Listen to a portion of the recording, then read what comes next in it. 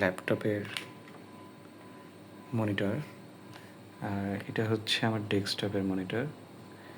তো আমি বলেছিলাম যে যেহেতু দুইটা আমার দুই অপারেটিং সিস্টেম, এটা হচ্ছে উইন্ডোজ আর এটা হচ্ছে মানে উবুন্টু লিনাক্স।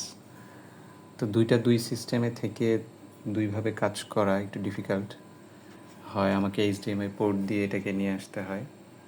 এটা আমার জন্য খুবই বিরক্তিকর, কারণ আমার ওটাও লাগে, মানে ডেস্কটপও লাগে, ল্যাপটপও লাগে।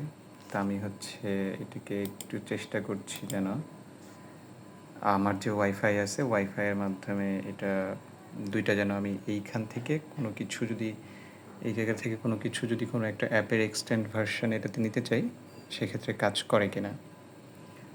তো এটা কাজ করতেছে। So AI is amazing. Let's hope for the best.